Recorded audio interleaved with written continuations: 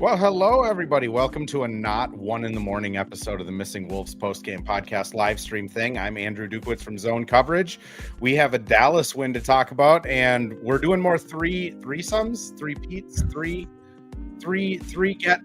two guests in a host lineup. Trios? So, trios. That's better than threesomes. Please. Well, yeah. Anyway, so Nate Alsdurf from Crunch Wears No Pants is here. How's it going, man? What's up, man? Like I said in the pre-show, I'm ready to talk about Ayo for at least 2 to 3 hours. So if we just want to keep going for the rest of the evening, you got my time. I mean, I feel like we talked everything else for 2 hours last week, so might as well go Ayo. And then Duke Schindler. I said it right without having to check it 4 times before we started. Duke, how's it going, man? Not too bad. Just kicking it in Fargo. Rest in peace, my sweet prince. He's not dead. He's just hurt week to week, but we showed out for him tonight. Yeah, I mean the Jaden thing I think took some people by surprise, myself included. Like all week they were kind of talking, or last week they were kind of talking like it was an ankle thing more than like a knee thing. Then showed up on the injury report. Comes out he's week to week. I mean, I would assume if this was game 3 of the first round of the playoffs, Jaden would just be playing and they'd inject something into his knee. But instead, we got the Ayo Dosunmu game, which, Nate, I mean, you mentioned you'll talk about him for 3 hours. So Ayo Dosunmu, third 15-15 triple-double in Wolves history. I mean, what more can you say about the guy, I guess? I mean, he's pretty much turned into exactly who I was expecting when we acquired him. I've been on record wanting him pretty much since he came out of out of Illinois. And he's just a complete basketball player. Like the ceiling is so high for him, but also the floor is so high, which is why he's just like the perfect guy to put in with this team. He is a 3-level scorer, which was a kind of a surprise to me that he has sort of a mid-range game. Because with the Bulls and kind of for most of his career, I feel like he's been more of a like to the rim or he shoots threes, and that's kind of his game. But he does have a nice mid-range, and he can defend a lot better than I think people gave him credit for when he was coming over from the Bulls. I think people thought he was a fine defender, but nothing to write home about. And I kind of had the stance of like, he defends hard, he can get around screens, and if you put him in a system around other good defenders, he's going to be that much better. So I think just seeing the version of him that I expected to, not the version that we saw the first couple games, again, small sample size, and you're learning your teammates' names still. So yeah. I didn't get too spooked by that, but I think, this is just a great addition to this team. And I mean, what I think is a view as a long-term piece to this roster is sick. I'm excited.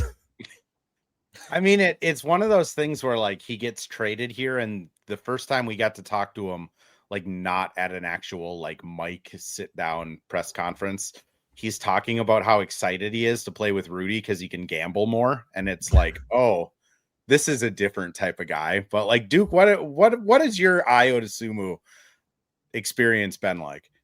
Nothing but a pleasure, really. And I even went as far as like tweeting from 10K Howls. How much has Ayo Dosunmu changed your life since he's become a Timberwolf? Overwhelmingly, it is I have ascended. Nate also said it fantastic. The floor is so high for this guy, but I didn't realize the floor is a near triple-double. Like that is this was an above average player that we were getting. I knew that coming in, but to mesh and mold with this team like a Nikhil Alexander Walker really did, it really brings a tear to my eye, and I have also ascended. Not to mention on top of the 18, 15, 12, 3 steals. I'm in tears. I mean, he was only 7 steals away from a quadruple double, which is kind of only 7 steals. Only 7. It was so close. The streets are whispering. Could it happen? I mean, I'll be honest. When Ayo got traded here, I'm not grinding. I don't watch a lot of college basketball other than Gophers women's basketball because I'm technically paid to do that. But other than that, I watch next to no college basketball. Then when the Wolves draft somebody, I'll go watch like film on them and drown myself in backup Kentucky guard minutes until I'm like glazed over in the face. But like when Ayo got traded here, I kind of just knew him from like the 2 times a year the Wolves play him. Of like, oh, he's a neat little bench player. And a lot of Chicago fans like reached out and sent me DMs saying that he was their Naz Reid and we better take care of him. Mm-hmm. And like, I can kind of see why. Like, he just does a lot of Naz Reid stuff, which, I mean, you guys are the owners of the Naz Reid game chart list award. I mean, it's kind of surprising how similar they are just in terms of like exciting player, right? Yeah. Is Iowa a Naz Reid threat? A Naz Reid game threat to Naz Reid himself.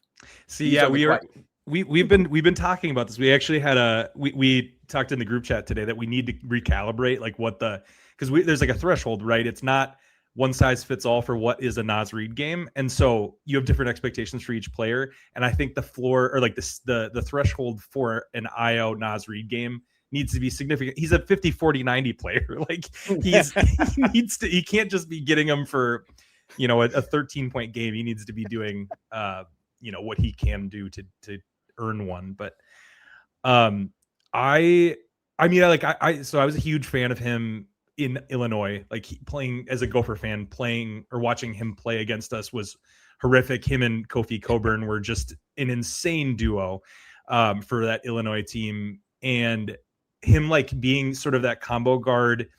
Like when there were talks about acquiring him, I viewed him as like what they've been trying to get Dante to be for a few years, where it's like he's your point guard, but he is a true like combo guard that can complement, can ball handle, but he can play off ball too. If you like, because you have Ant's going to be ball dominant. He's going to be bringing up the ball a lot, even Julius, depending on if he's out there.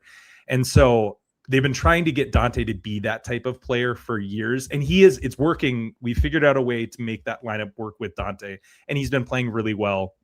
But the version of that, they tried it with Nikhil a little bit, and he was good, but again, not sort of that prototype of what they needed. Again, maybe this version of Nikhil, but when they kind of had a shot at it, it wasn't necessarily, I don't know, the ceiling for that. What I see with Ayo is truly like a running mate that can play alongside Ant for like years. What's been like surprising to me, and a couple people have I think it was Pack Mentality brought it up. He passes it and doesn't turn it over. Like, again, I did a bonus episode of this pod with one of the lead writers from Pippin Ain't Easy. Shout out to that website, because iconic name. But like, I was just kind of asking him about the playmaking stuff, because again, just like watching Chicago film after they traded for Ayo, just to get familiar with him. First off, that is terrible film to watch. Like, don't watch Chicago play basketball more than you have to, unless you're like a diehard Bulls fan. But he just never was allowed to be a playmaker, really. It really was, like you were saying, Durf, either layup, 3-pointer, or just space. Yeah, fast break. And that was kind of it. I've been like shocked how good he is at just reading the floor, and he doesn't make stupid passes. Like, it's always just safe, right, hockey assist. If it pays off, it pays off. I mean, Duke, I'll throw it over to you. Like, how impressed have you been with just his playmaking side of it? Because I'm going to be honest, I didn't know that was there like this. I heard from Bulls fans that he could play make. I didn't expect to have him have a basketball IQ of Kyle Anderson, plus the athleticism, plus the 3-point shooting, plus the finishing ability. It's truly a treat to watch, especially Ayo Dosunmu just coming in and, like we talked about before, Andrew, just being like this really mature guy. Not really because of age or anything, but he's just this well-rounded guy on and off the court. You can see it, and I just hope Anthony Edwards is like watching him survey the floor, because watching those two actually play together in the first few minutes of this game, I saw visions. Like Nate said, potential backcourt. You could really see it because they played off each other so well. Like, I know we get excited about the twin turbos, Bones and Ayo, but give me more of Ant and Ayo. That could be potentially special. Especially with Dante. Like, I feel like when Dante, Ayo, and Rudy are on the floor together, there's three guys that do all of the things. I don't know what those things are all the time, but like they are things. They're like effort, tangible, nitty-gritty things. And when you have more guys that do the things than guys that just kind of go out there and vibe, like Julius, Jaden at sometimes, and Ant, it almost like flips it over to where, I mean, Duke, we were talking before we got on there, like Ayo makes Ant run. And it's literally because if Ant doesn't run, he's never going to get the ball again because it's just pushed so fast. I mean, you could see it too with Ayo pushing it up the court. He was like looking to his right, looking to his left, where Ant is, trying to get him the ball. And like, hey, you're not going to get the ball unless you keep running with me up the court. Yeah. I will say there was a couple Mike Conley plays where he got kind of the outlet pass at midcourt, and then he was almost doing his best Tony Allen impression and just shovel passing it to Ayo, who was like blurring past him. And I kind of can't wait for Mike to get back into town and just be like, boy, that came fast, didn't it?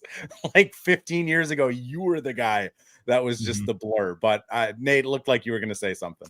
Yeah, I was just going to say, I think we've talked about this before, but like this team has a kind of a mix of guys that are like think quick, but don't move quick. And some guys that move quick, but don't think quick. And Duke, you kind of hit on it too with Ayo is a perfect mold of those two things where he is looking for a fast break. He's looking to push the pace, but he's already thinking about what his next 3 or 4 moves are going to be, potential outlet passes, option A, B, C, D.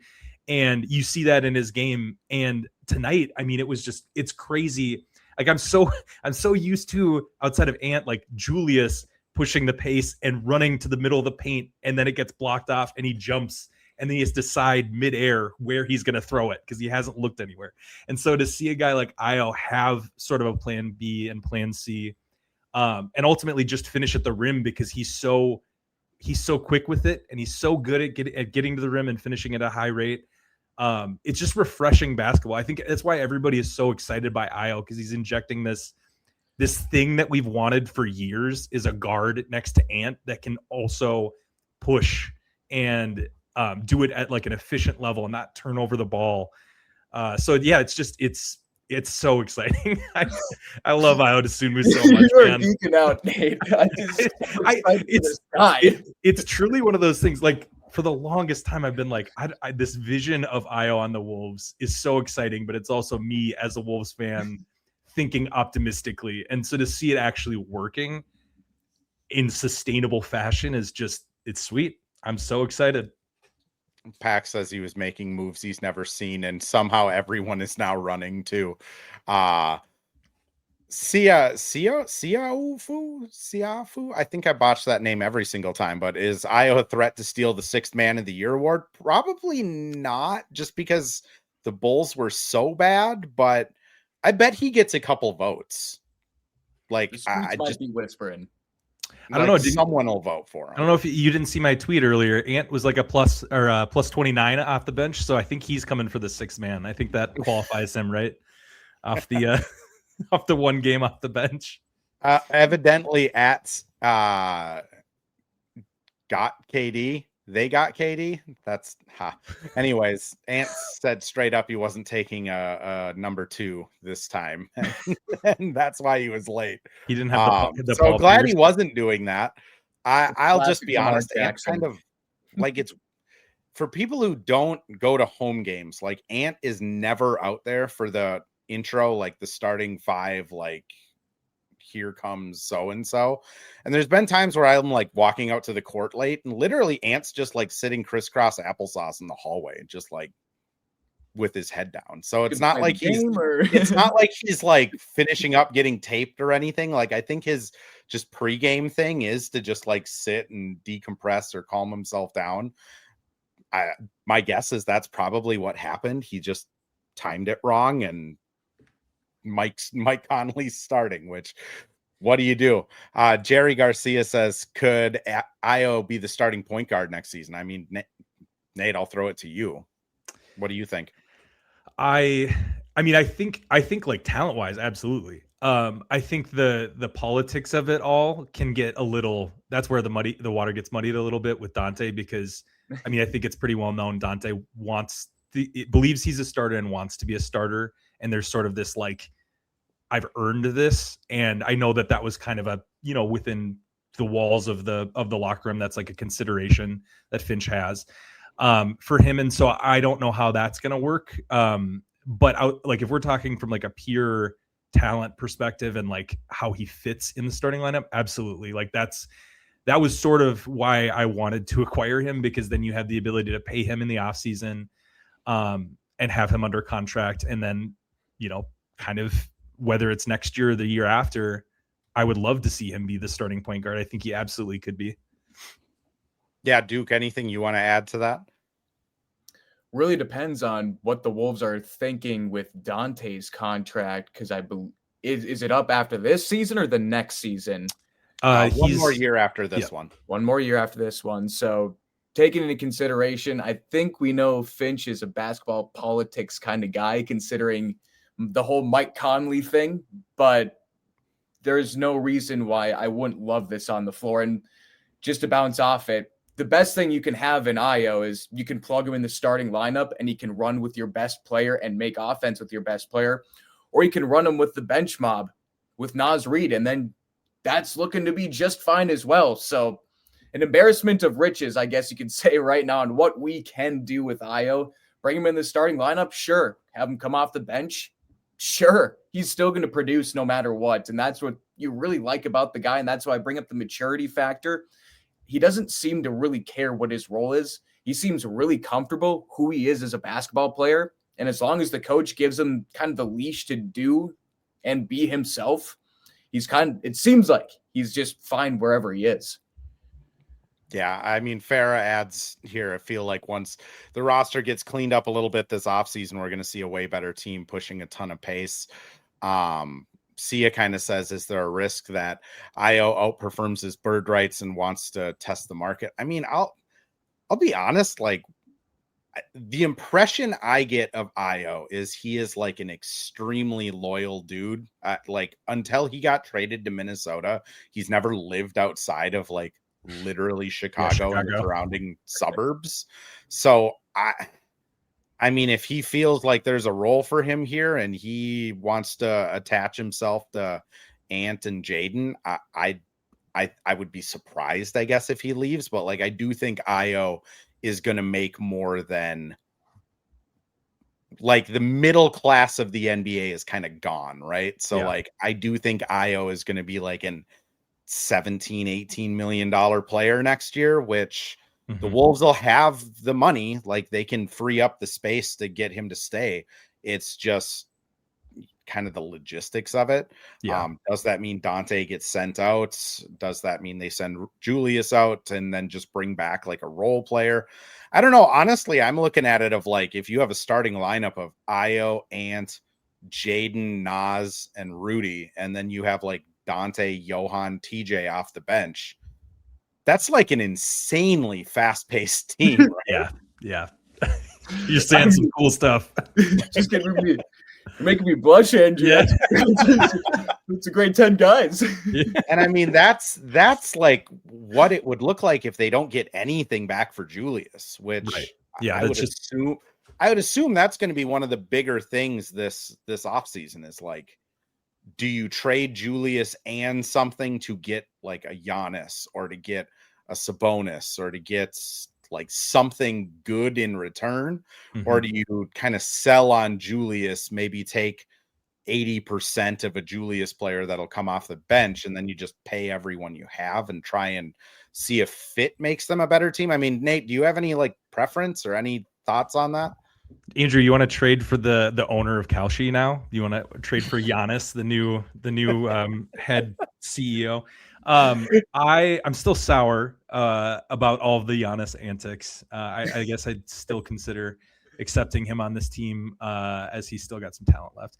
But arguably, the Giannis antics ruined Julius's season, because until those rumors started, Julius was like all NBA caliber. So weird. Things don't usually get in his head. That's not true.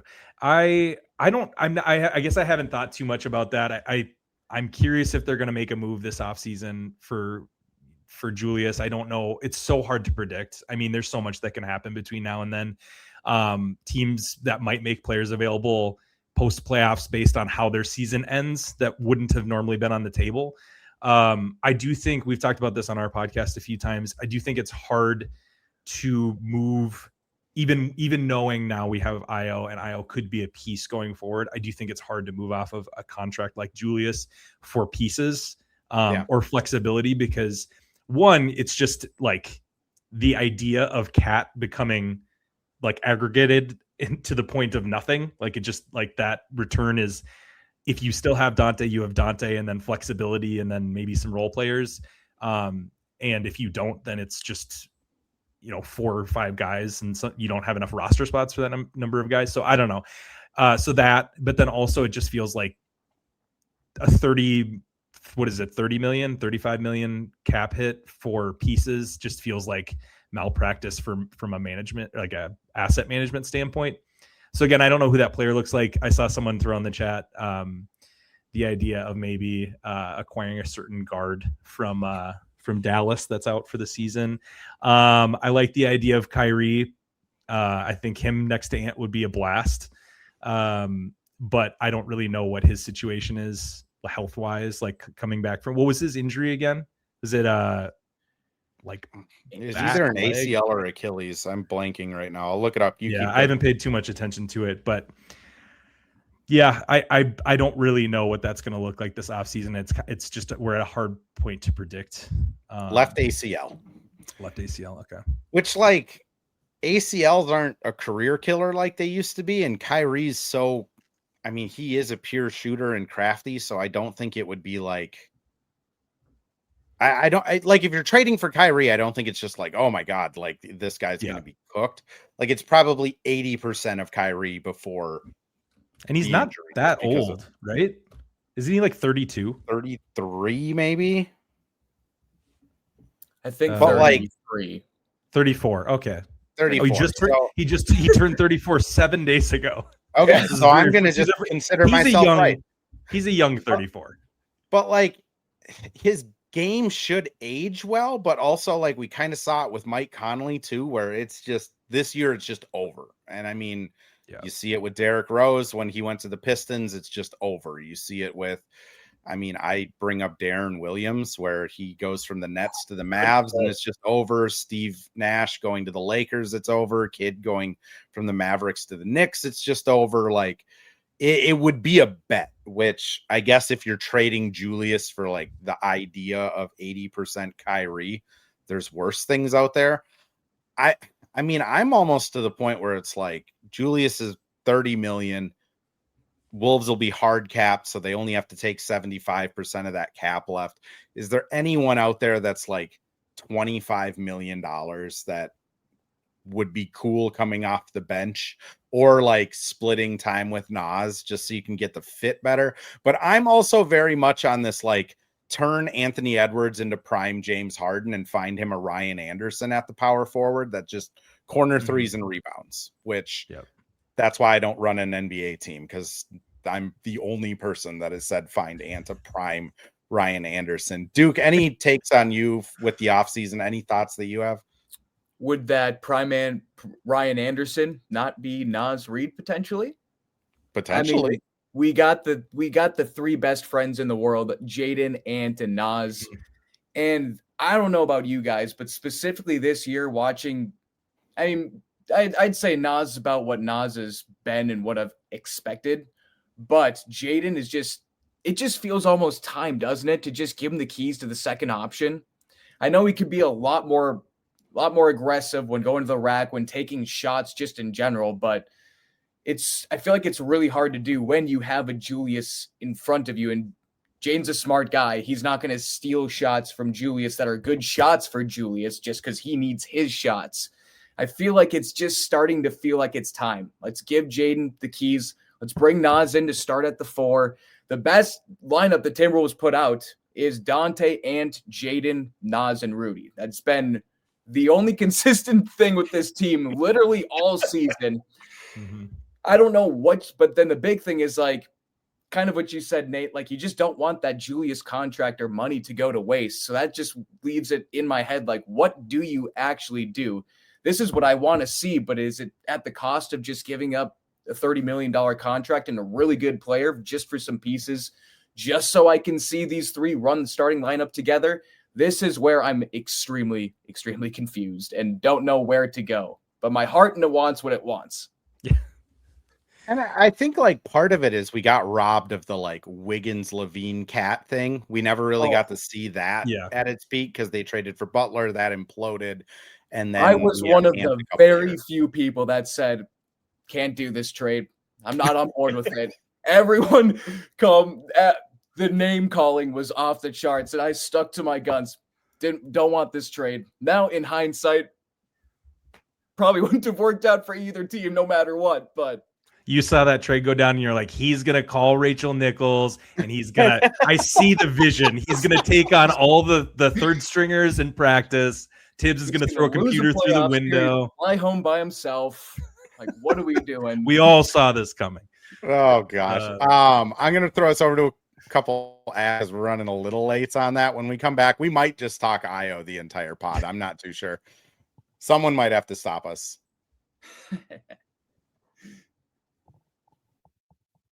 Well, hello. Thank you, Livestream Andrew. This is Ad Read Andrew. And today we have Firehawk Construction and Remodeling, the presenting sponsor for the Missing Links podcast. Firehawk Construction and Remodeling strives to inspire people to follow their ideas, working with respect and understanding to create a quality, tailored result. Firehawk Construction and Remodeling, located in Blaine and serving in the North Metro area, is here to help you with your building and remodeling needs. I can say personally, thanks to Firehawk Construction and Remodeling, I have a beautiful deck in my backyard and countless projects that I started, they finished. Get started on your new deck or remodel today by calling Isaac at 763-710-5686. And we're back with another ad read. This time for Pence Homes, the presenting sponsor of Hitting the Hardwood Network. From the best tools and technology to transparency throughout the entire process, Nate Pence and the Pence Homes team is the top choice for buyers, sellers, and is proud to support you and your home ownership goals. Get started today by calling 612-308-1122 or by emailing info@pencehomes.com. Sia has a pretty good point on what we were talking about. Is just one of Julius, Naz, and Rudy has to be moved if their future plans include Johan. Mm-hmm. There just isn't enough minutes, which I do think Johan is going to be really hard to keep off the floor. One, because Finch loves him. Like, Finch talks about him in a way I've never seen him talk about a young player. Just like his instincts, how hard he plays. I think with a fast-paced team, Johan's like perfect alongside that. It's just like, is this team ready to move on from Rudy? Because all answers kind of point to absolutely not, because I think they're 26th in defense when Rudy doesn't play, which is just not great, right, Nate? Not ideal. Yeah, I mean, you're basically trading the floor of this team if you are, I mean, I guess not ceiling, but the floor of this team defensively with him. Because the thing I struggle with Rudy is that at some point it's going to fall apart. Like he's going to lose a step, and that's going to be a lot of money you're left holding with like you're not going to be able to move that contract unless it's the final year and you have like it's viewed as an asset. And so I struggle with that, but at the level that he continues to play year over year, it's a really hard subject to even consider because he means so much to this team. Like he's like the second most important player to this team. And I don't know when that move is going to be made, but you have to time it out perfectly.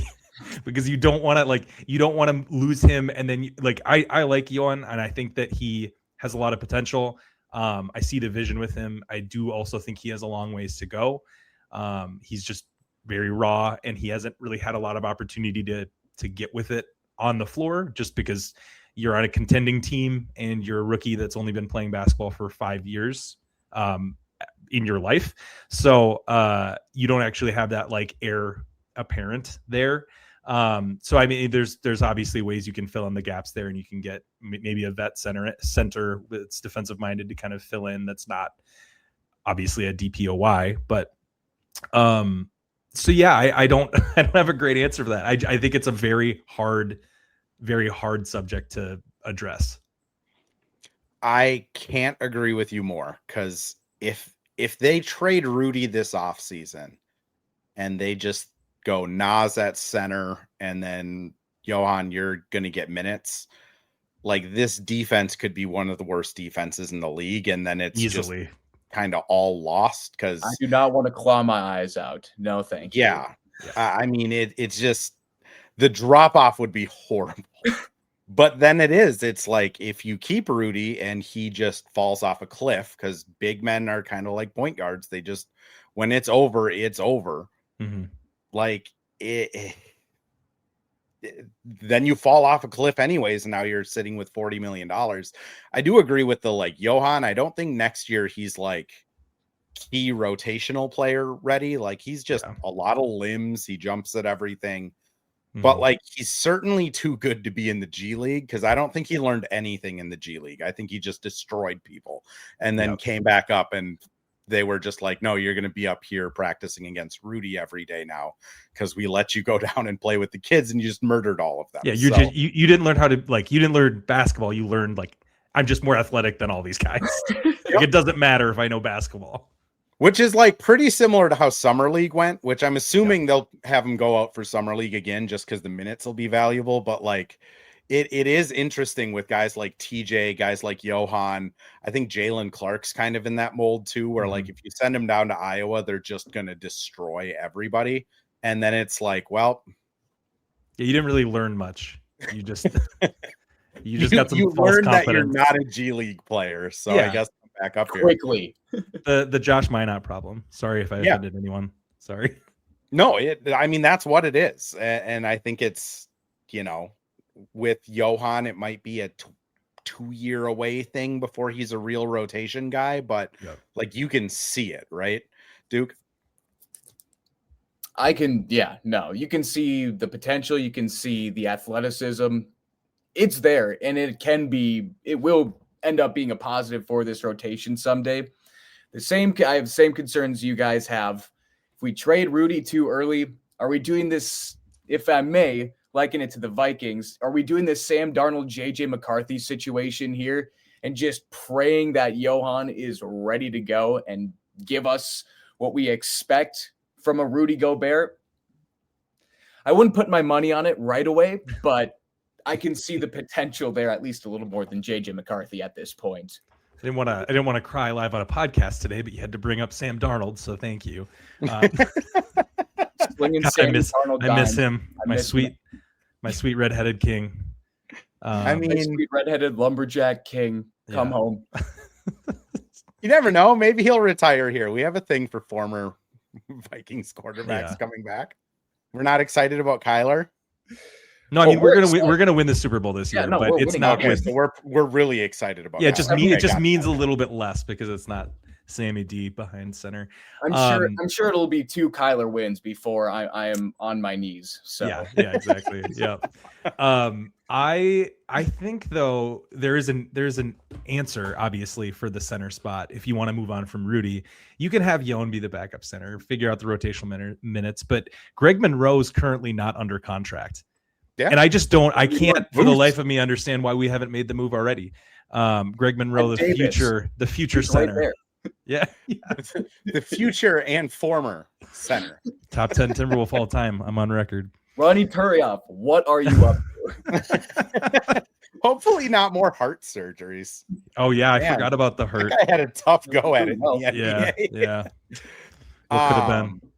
Josh Van says, Johan is raw enough. You can use Iowa to learn individual skills, stuff like that. I mean, my pushback is like up at the main roster, like Kevin Hansen is a really talented, like big development coach. He helped Naz Reid develop. He's helped kind of Julius morph into his new like form, I guess, if you will. I think, Johan's pretty much duct taped to that guy at all times, like at practices and stuff like that. I think he's getting enough of that. And then the Wolves, they do run like the non-starters, and then like I think Bones actually still runs in it. Like most of the bench players run like full out game simulated scrimmages where, Johan's matched up against Nas and they're just kind of going at it, which, again, you can argue about which one is dog sighting on Duke's screen there, but you can argue about which one's like better for a guy's development. I think it's a cat. Oh, it's a cat. Johan just, Ricky. he just destroyed guys in Iowa. Like it just, I don't know what that guy learns other than like, yeah, I'm too good to be down here. Also, like he's really tight with Rudy, which like Rudy has a lot of weird stuff in his life. Yeah. Like crystal healings and darkness retreats and stuff, but also like has figured out how to like play basketball into his mid 30s at an elite level. So yeah. I think Johan's probably doing okay. I would like to add too, just like from just a practice standpoint, this kid is learning from a 6th man of the year, probably the strongest basketball player in the association, and then a 4-time depoy. Is there 3 better dudes to learn from and maybe even round out your game eventually? Right. I don't want to see Johan take a 3 anytime soon, but he does. So Johan's weird because he looks like he has a good stroke. Like he'll do mid-range drills and stuff after practice, and it's like, oh, this guy could be a good shooter. But then it like side of the backboard misses, and it's like, ooh, maybe that's a little ways away. We need to figure out how to do like a Dragon Ball fusion between Rocco and Yon, because if you put the 3-point sharpshooting and probably the rim protection, I don't know. I haven't watched a lot of Rocco outside of the clips here and there. With Yon's like athleticism and quick feet and whatever, you might have the best center, ever. Give him a couple inches too. You're rocking. It is wild. Height, dude. It's going to be different. Wild that Tim Connolly this offseason was just like, you know what? Maybe we'll just get the French Giannis and the Australian Jokic, and one of those might turn out. I mean, Rocco, it is weird because Rocco has also not played basketball very long. He was like an Olympic qualifying swimmer before he changed to basketball, like in high school. I don't think I knew that. Wouldn't he just touch the other side of the pool? Yeah. Like he just has to lay down and he's there. I guess his like dad was like an Olympic swimmer from Germany, and his mom was an Olympic Australian swimmer. So Rocco was like a swimming prodigy, and then was like, I'm 7'2". Yeah. I'm like 260 pounds and 7'3". What am I doing? I mean, real talk though, like if Rocco can legitimately be like a good 3-point shooter, just like put him in at the 3 and just have him stand in the corner and shoot. Like you can't guard that. It's like a Wemby thing. Like this is a legitimate, like just be a 3-point shooter. You don't even need, we'll have an actual center out there. You just stand in the corner, be our Dante. It's crazy. It is. Like the other thing is like I don't know, Finch. I remember Finch in training camp being like, Rocco like picks up all of the technical stuff really well. He just isn't an athlete. And that sounds terrible, but also like it's true. Like Rocco is in the right spots. He like, you can tell he watches a ton of tape. You can tell he's like really focused on like, all right, how do I get every like inch of an advantage that I can? But then like, I don't think he could jump over like a phone book. Like it's just, well, he's got the, yeah, that's true. He's got the Luka Garza feet. I love Luka Garza. That's my son, but he's got this like kind of slow sauntering strides, and it like, even for as long a legs as he has, you'd think it'd be like 2 steps in the other end of the court. Being a swimmer on top of that. Right. Yeah, exactly. You think that it's there, it's built in there, but he, I can see some of the reasons why he wasn't he projected to be a lottery pick, and then he went obviously end of the draft. Yep. This time 2 years ago, he was projected to be a top 5 pick. Yeah. And then he went in the 2nd round, which part of that is, I don't know, like he got like 6 minutes a game for a Boomers team that's full of like adults trying to pay their mortgage. So Yeah. like, I don't know, maybe he would have been better served like playing in a league where he'd get minutes, but at the same time, if I was 18, I probably wouldn't want to leave my home continent. Mm-hmm. Just my 2 cents. The other thing with him too is like he's 18 and he's 7'3". He might not even be done growing. Like he might add another half inch here, and that's like problematic. Like he's getting to the height. I have bad news. He is not 7'3" anymore. Like, is he 7'4"? I would say 7'4", maybe even 7'5". Like Good he Lord. is noticeably taller than Rudy Gobert. A message for Victor Wembanyama. Yeah. Hide. Yeah. He's coming. You're done. No, I mean he's getting to the height where it's like could be problematic as far as like bone structure and like I mean there's a reason why guys in the NBA that are above like 7'2" don't play super long careers, because their like feet break, like their bones just like because you just like your body can't keep up with that kind of continuous year over year, treachery that you deal with in the NBA. So but yeah, in the short term, really fun. I love Rocco. He's great. Summer League is going to be like must watch, which I realize it's March 30th. The playoffs are about to start, but like I'm pretty geeked for like Julian Phillips, Johan, and Rocco Zerkarski on a Summer League starting 5. Like that's going to be just. I might be there. Summer League is always around my birthday. I've gone one time. I had drinks from the opening tip to the end of all games. I got Michael Beasley's attention when he was in his last stint with the Blazers. I just screamed Beasley the whole time, and he gave me a wave. It was one of the most spectacular moments of my life. Incredible. That's amazing. I mean, Michael Beasley. I think he's still playing somewhere. I think he's in the Big Three. Yeah. Oh, Big Three. Okay. Jordan from our pod, another former Wolves great. Yeah, Greg Monroe was, and then we had Craig Smith on the pod earlier this year, and he was even talking. You guys have had like an all-world podcaster. It's just the most like niche, like Timberwolves. Like we had Luka Garza's dad on the pod. Like, but he was even talking about how he's trying to get back in. He had a kid and he was just figuring out like kind of life stuff, and then he was saying he's trying to get back into basketball shape and wants to hoop in the Big Three. I'm like, let's go, man! You still got some in the tank.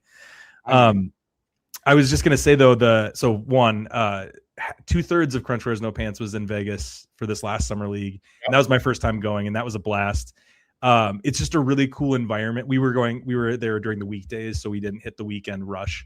But it is just a sweet, if you're a basketball sicko, the people that you see, just the random, like just walking by, Bruce Pearl was there, just like you just like point at a guy, look at him like, that's Bruce Pearl. That's Chris Finch is 2 rows in front of me right now. What's happening? Yeah, just the most random people that you're like, oh, that dude, like, I don't know. Anyway, it's a great time. I think we want to try to go again next year. So anyone who's listening, come out. It's very fun. It's a great basketball environment.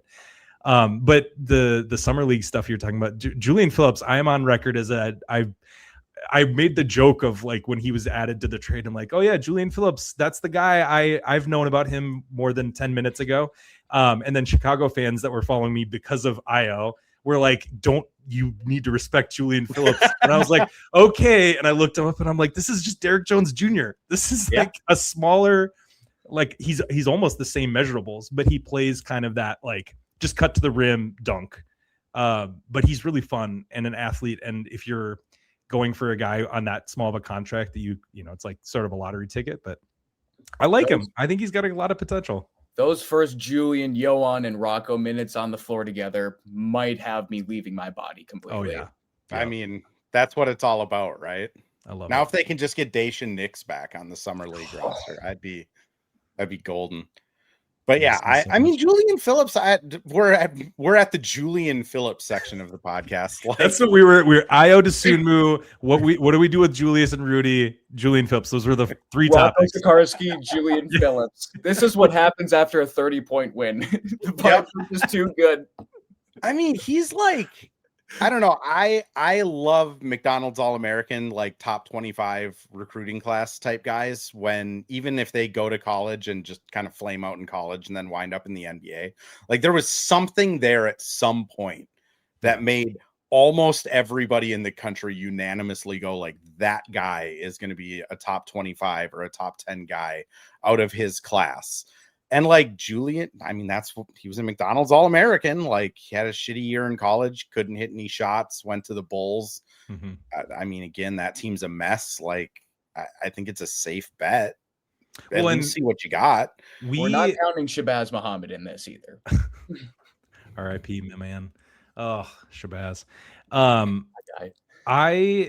6'4" hook shot in the game. I'm pretty sure it was funny that's elite ball knowledge. Going into that draft, I was very anti-acquiring Shabazz because I watched him at UCLA and I was like, there's just not, I don't know, it's just not that impressed. But then you're like number one prospect in the country. Yeah. Then potential though. It wasn't his age, and then the whole thing with the rookie symposium. You're not supposed to be in the hotel room. You have one rule. You broke the one rule. I was like, hey, but the talent's there. Like, it's got to show. Just stop breaking the one rule, man. That's all you have to do. Pass on a $40 million contract to go sign with the Bucks on a vet minimum. It's a tough Shabazz. Yeah. Tough Boz. He was supposed to move the needle, man. Yeah. I guess we'll minute 46. Ant, how Nate is in less than a minute. How was your Ant experience tonight? Great bench player, like I said. Really think he has potential to be a starter someday. So excited to see that when Finch allows him to be. I still believe I still think Finch hid his shoes somewhere, so he had like an extra minute that he could just slide Mike into the starting lineup because he's a psycho. No, I'm not that concerned about Ant. Like I think like there's a little bit of rust there, but he's Ant. He's going to be fine. I don't think injecting one of the best players in the NBA back into the starting lineup is going to be a detriment.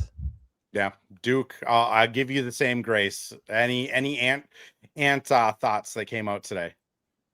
Just played a really good game for a guy coming off an injury where he's missed a couple games. I mean, nothing really popped off the screen, but he did everything he needed to do. Shot over 50%, 2 of 3 from 3. That's not usually the Anthony Edwards we know is chucking 5 to 8, more like 7 to 10, honestly. We'll see more of that. We're going to see more ball handling. He's going to be doing his thing. So not worried. I will say I'm very interested to see what's going to be happening with Ayo and Ant in the starting lineup without Jaden McDaniels. I'm really excited to see how those two feed off each other. It looked fantastic tonight. Mm-hmm. Yeah, and I mean, again, my expectation would be Jaden's probably done until like the game before playoffs just to get like his legs back under him. But yeah, it's going to be fun. Ant had a fun dunk. Like that was cool. Yeah, he rose. Yeah. Didn't seem to feel it, so I'm sure we're the next game he'll be grabbing the knee, go in the locker room, and come back out 3.5 seconds later. So, I mean, he's good for one of those. I do love it when the team Xavier Rhodes, welcome back. By the way, I do love the like when we are on national TV and it's like the guys who aren't watching Timberwolves games are like, oh, it looks like Ant's seriously hurt. I'm like, guys, if you never watched him play before, he has like 5 season-ending injuries per game. Like this is not abnormal. And then he like walks or rolls off the court. All right, one last little thing. Why does no one ever go to Naz Reid's aid when he like dies on the court? Like there's no trainer that runs over there. Yeah. Dante occasionally will do like a pass by and look at him, but it's usually like Naz alone writhing on the floor for minutes.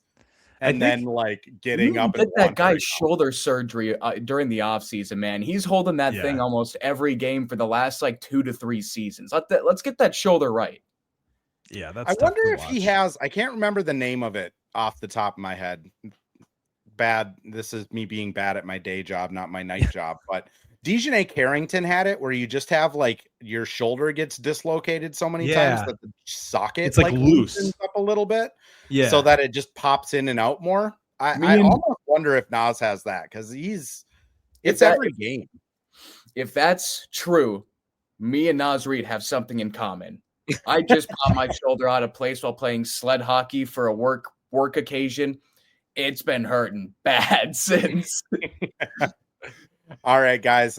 Nate, I'll give you the floor first. Anything you want to plug? Anything you want to promote? Wilder Adams is popping in here.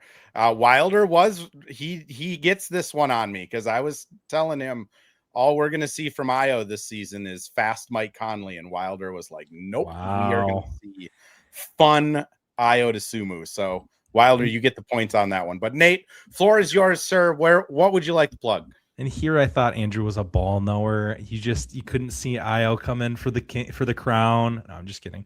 Hey, my crowning achievement this year was getting in a podcast argument with Dane Moore over Bones Island.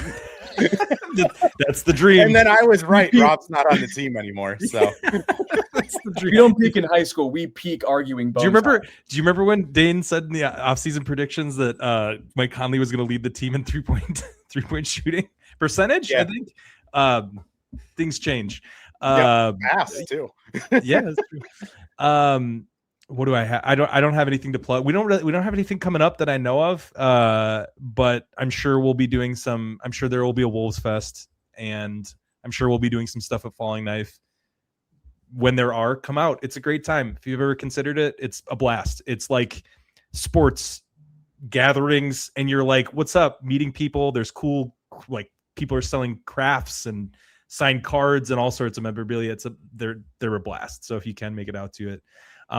If you want to check out our podcast, it's Crunch Wears No Pants, at No Pants Crunch on all the social medias. I'm at Talsdurf, TALLSDURF. We're a pretty irreverent pod. We like to joke around and make immature jokes and talk a little bit of basketball. So if you like that, tune in or don't, whatever you want. It's your life. That's what I got. Spoken like a true dad. I'm tired. Two floors yours. Where can people find you? Yeah. You can find me at Duke Schindler on most platforms. I'm starting to I work for Valley News Live here in Fargo, so I do a bunch of stuff for them, live social stuff on their Facebook, YouTube. Go follow them. I do Sports Mondays and Fridays. I also clip what I do there, put it on TikTok, Instagram, ABCDEFG. So follow Duke Schindler, follow 10K Takes as well as 10K Howls. I work with them as well. I do most of the tweeting on that account. You can definitely tell which ones are mine and which ones aren't because I'm not much of an emoji guy from that account. However, just give it a follow, have some fun. Tune into the Valley News Live. I'm pretty energetic most of the day, most times, especially when I'm talking about sports. So I like to have fun. Sometimes I'll play a game of Pirtle during one of the after Wolves highlights. I'm like, you know what? Let's pull up a game of Pirtle, see if we can guess this guy. I couldn't guess Alex Caruso. And I had the number 9. I had the Southwest Division. Everything was lining up. I couldn't figure out Alex Caruso. It was quite embarrassing, but I mean, you win some, I guess. All right, everyone who came into this a little bit late, you can find it over on YouTube and X. As soon as I end the stream, it gets posted. Comes out as a podcast the next day. That would be the 31st. Publishes at 7 a.m. And we'll be back, oh gosh, probably after this next. It's not Detroit next, is it? It is Detroit next. Oh, it is Detroit next. Gosh, it is too late. We'll be back after the Detroit game, a 6 p.m. start. That's what I'm more excited about. If you move us to the East. Oh, man. I'm counting down the days. Got to do that. And the Lynx fans that have hung around past the plugs, I'm also doing an expansion draft live stream with Terry Horseman and Mitch Hansen after the expansion draft. So we'll talk about who probably gets pilfered by Toronto or Portland. But thanks everyone for listening, and we'll catch you next time.